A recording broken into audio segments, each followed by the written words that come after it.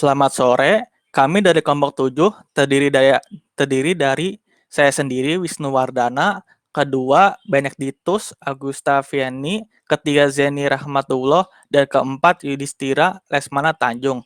Dalam kali ini kami akan membahas tentang application layer. Next.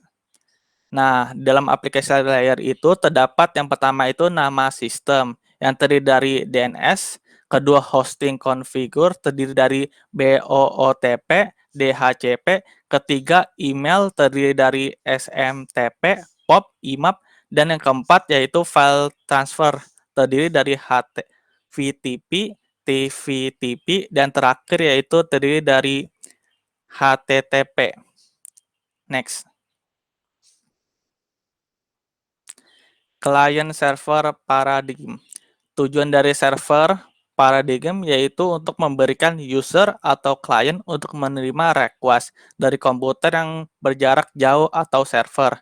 Untuk mencapai tujuan ini adalah untuk menjalankan dua program, yaitu program pertama untuk klien untuk membuat request kepada server, dan yang kedua yaitu program untuk server untuk memberikan service atau memenuhi yang di-request oleh klien.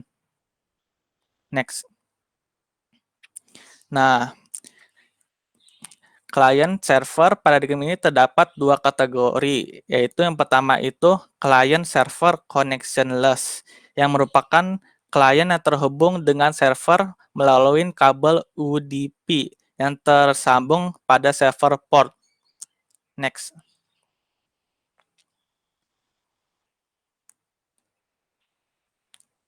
Nah, kedua yaitu connection oriented, yang merupakan klien yang terhubung oleh server melalui internet dengan mengirim TCP kepada server. Next. Nah, di sini merupakan contoh-contoh client server. Yang pertama itu database server, yang kedua itu web server, dan yang ketiga itu mail server. Next. Nah, peer-to-peer P2P paradigm.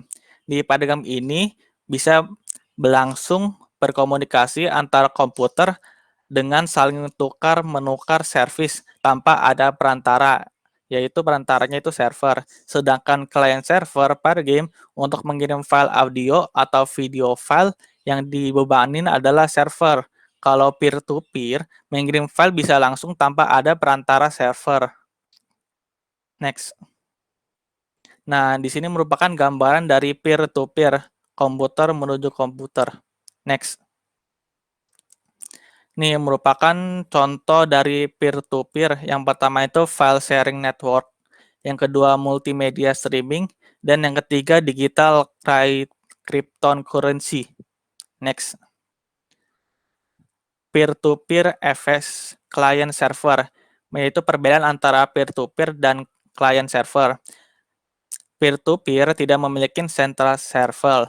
Semua komputer tidak memiliki permission yang tinggi, tetapi semuanya mempunyai derajat yang sama. Dan di setiap komputer itu memiliki sumber yang dedikasi yang berbeda. Kelebihan utamanya adalah lebih cepat apabila banyak komputer yang terhubung. Nah, yang kedua itu client server. Jumlah server tidak bisa berubah. Apabila hanya ada satu, tetap satu. Dan kedua itu terlimit oleh banyak komputer yang bisa terhubung dengan server. Dan kekurangannya yaitu makin banyak klien terhubung dengan server, maka akan lama kecepatan servernya juga. Sekian dari saya, presentasinya dilanjutkan oleh Yudhistira, mohon dipersilakan. Assalamualaikum warahmatullahi wabarakatuh. Saya Yudhistira, di sini akan melanjutkan presentasi dari Saudara Wisnu Wardana. Cloud Computing Paradigm. Cloud Computing Paradigm adalah kumpulan bersama sumber daya sistem komputer yang dapat dikonfigurasi dan layanan tingkat yang lebih tinggi, yang dengan cepat disediakan dengan upaya manajemen melalui internet. Komputasi awan bergantung pada berbagai sumber daya untuk mencapai koherensi dan skala ekonomi yang mirip dengan utilitas publik. Next. Contoh cloud computing terdiri dari dua, yaitu pertama Virtual Private Servers atau VPS. Yang kedua, Geolocation Data Center Server.